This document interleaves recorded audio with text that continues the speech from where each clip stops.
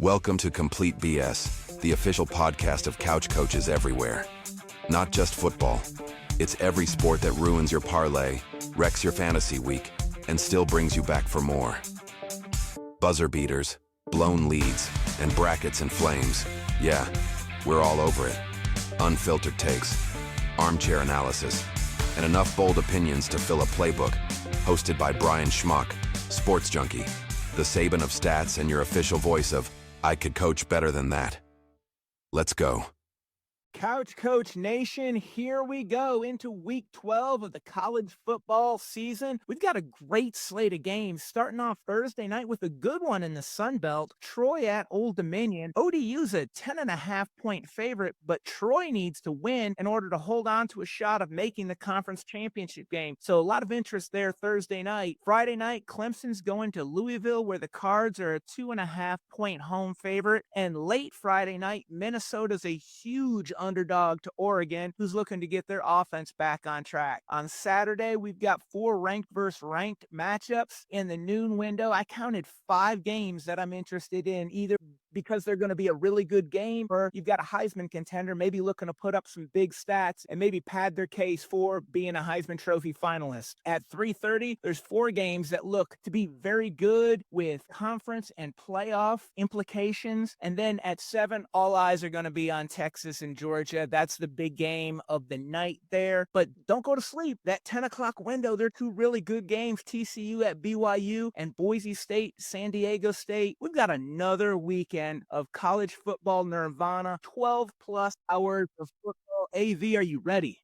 I'm ready, man. We're in November. I'm here for it. Every week, the stakes get higher and higher for these teams. And the 12-team playoff is interesting. Some of these games that, people aren't necessarily fighting for conference championships, but still mean a lot to different scenarios for the playoffs. So looking forward to it, man. Well, let's jump into one of those games right now with USF at Navy. These are 2 of the 5 American Conference teams that only have 1 loss. But these teams are going in opposite directions. USF rebounded nicely last week after their loss to Memphis by beating UTSA 55-23. Navy, they've dropped 2 in a row, and their do-everything quarterback Blake Horvath is banged up and may not play. The last time USF's Byron Brown played Navy was back in 2023, and he had a day, 338 yards and 3 touchdowns. Navy needs to keep this close, because if they get down 2 scores, it's going to be really hard for them to get back in it because they don't pass very much. They've thrown the ball only 125 times this season compared to over 400 rushing attempts. The Bulls get up early and secure a big win, 42-31.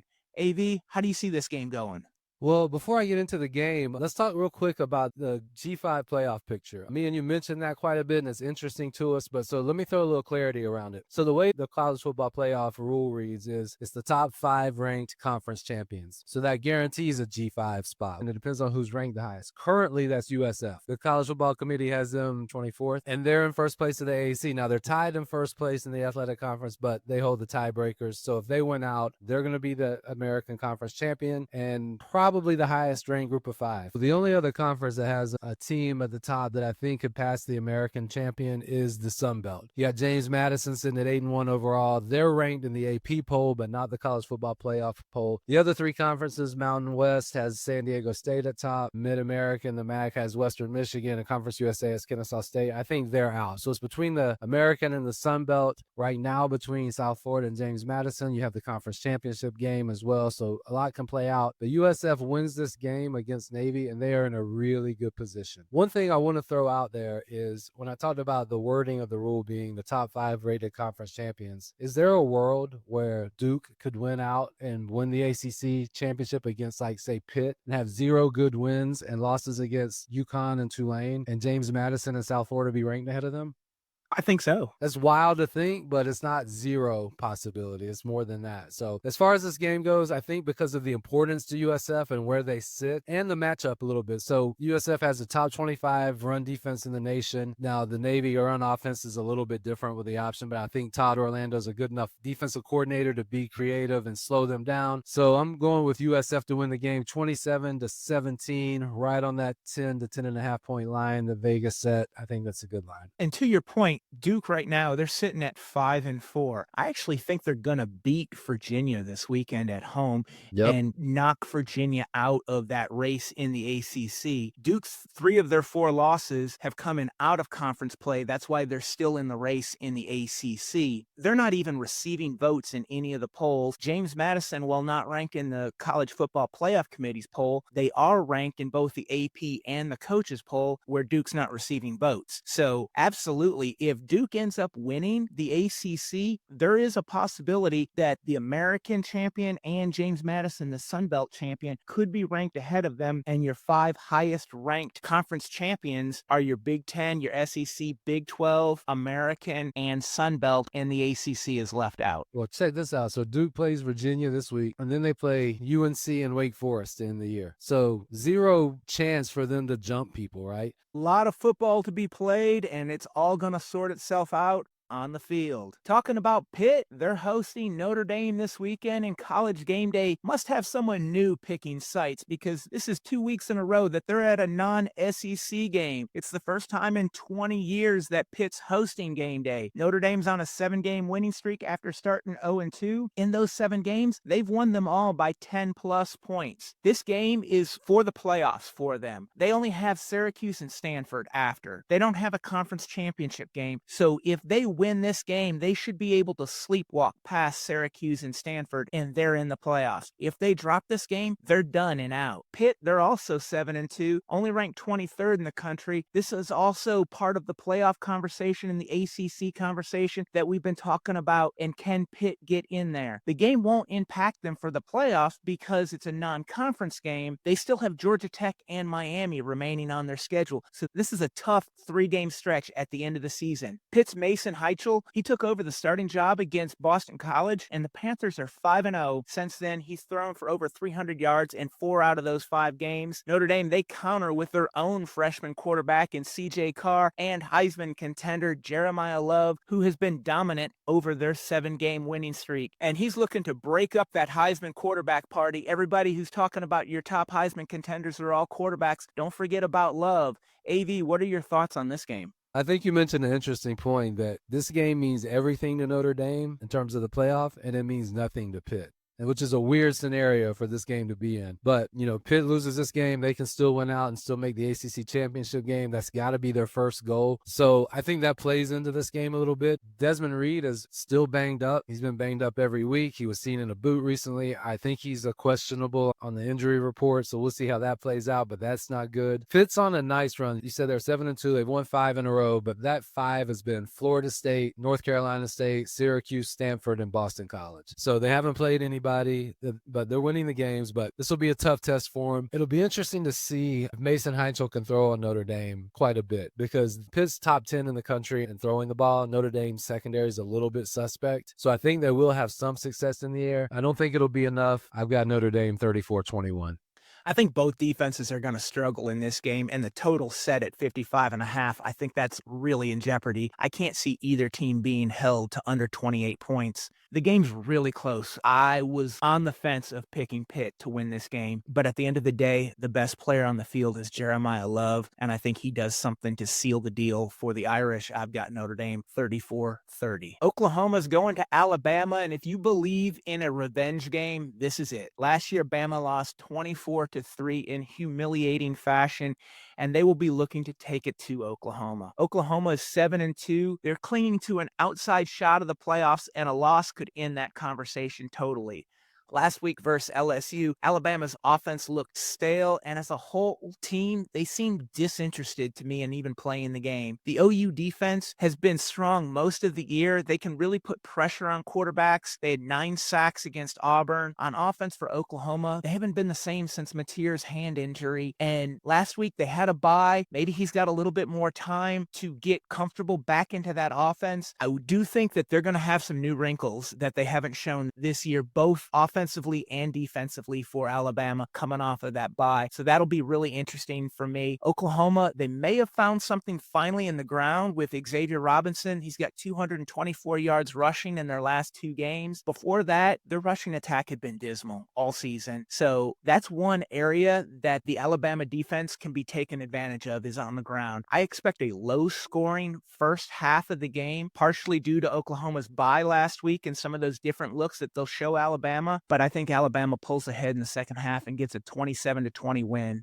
AV, how do you see this one shaping up? Leads the SEC in defense and total defense and scoring defense. But the last 2 games they played, they gave up 34 to Ole Miss and 27 to Tennessee. I think their defense had feasted on some less than stellar offenses early on. I think Alabama is just an efficient team. I think they're one of the top 4 teams in the country. And offensively, I think that they find ways to get it done. And I love Ty Simpson. So I think their efficiency in the red zone will pull out some touchdowns while they're down there. I think the way OU wins this game is if they can pressure Ty Simpson, because they can get some sacks. Not only are they drive killers, but that also speeds him up, and it might get him off his game a little bit. If Alabama can keep Ty Simpson on his feet, or if he can scramble and buy some time, which I think they can and I think he can, then I see Alabama kind of winning another, professional game again. Like I said last week, I've got them winning 30-17 at home. All right, and then we get to the 7 o'clock window, one of the biggest games of the day. A lot of people thought game day maybe should have been here. We've got Texas at Georgia, a night game in Athens. Georgia's a 6.5-point home favorite. This is their 3rd meeting in 13 months, and that's wild to think when Texas A&M has only played Georgia once in 14 years in the league. Clearly, the conferences are a little bit too big, but that's a conversation for another time. I'm not impressed, though, with Texas's 7-2 record. I don't think highly of their win over Oklahoma. John Mateer had just come off 17 days from hand surgery. He still looks impacted. They've got a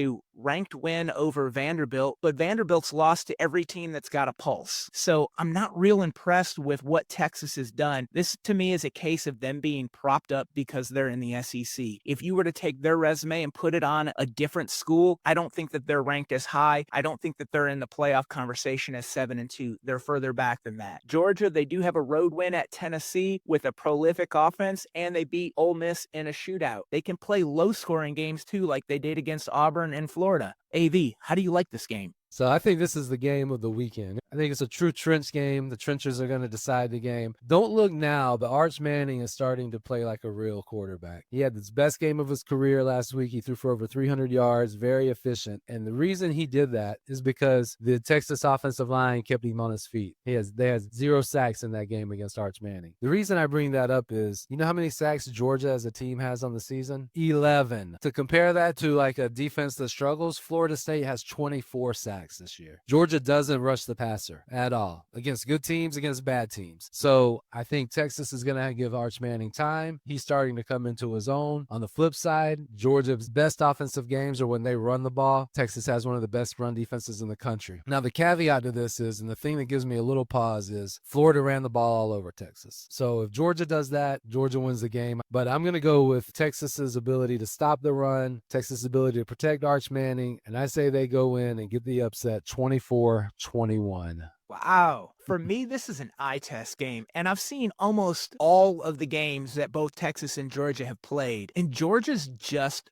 better. And they're at home, and it's at night between the hedges. I think this is a game that gets away from Texas, and I've got the Dogs winning by 14, 45-31. Well, let's get into AV's book club. Let's try and make some money here. What do we got in the book club? SEC special this week. All 3 games are from the SEC. We talked about a couple of them, so I'm going to go Alabama minus 6.5 against Oklahoma. I think they just take care of business. They're at home. I think I might give 6.5 in a neutral site, much less at home. I'm going to take Texas plus the 6.5. I think they have a chance to beat Georgia. If you're going to give me the close to a touchdown, I'll take it. And then the third game that we didn't talk about was South Carolina. I'm going to take 19.5 points from Texas A&M. I think Texas A&M is one of the top 4 teams in the country, but I give credit to Shane Beamer. He usually has his team ready for these big games. They keep it close. They don't always win, but they keep these games close. Only lost by 20 once all season, and that was the Vanderbilt game when Sellers got hurt. So I'm going to take the 19.5 points and cross my fingers. It'll be interesting to see in that game how that offense looks after they've fired their offensive coordinator. Bonus pick, I've got two for you this week, not just one. Let's start with Utah minus 10.5 at Baylor. Utah is 7-2 against the spread. Baylor's 2-7. Utah, they put up 39.6 points per game. They've got the number 8 scoring offense in the country. Baylor's 1-8 in their last 9 as a home underdog between 3.5 and 10 points. This is at 10.5. I think Utah has got way too much going on with Devin Dampier and Wayshawn Parker running the ball. They win this by 2 touchdowns easy. And then we've got UConn. They're a 7.5 point home favorite, bringing Air Force to Stores. UConn, they're 4-1 against the spread in the last 5 games. UConn's got a top 20 passing attack, and Air Force pass defense is suspect. Air Force is 1-3 against the spread in their last 4 road games. UConn has scored 34 points or more in 5 straight games. UConn is scoring a lot of points. Air Force, they are a triple option. Keep it on the ground. They're not passing the ball much. I think this is one where it can get away. And then what does Air Force do? This is something where UConn is winning by 10. That's everything for today. You can follow Complete BS Pod on X and Instagram, and make sure to like, share, and subscribe wherever you get your podcasts. Thanks for listening to Complete BS. Be sure to subscribe, share, and follow us online. And tell us what you think of this episode. Use hashtag CouchCoachNation, and let's keep the conversation going.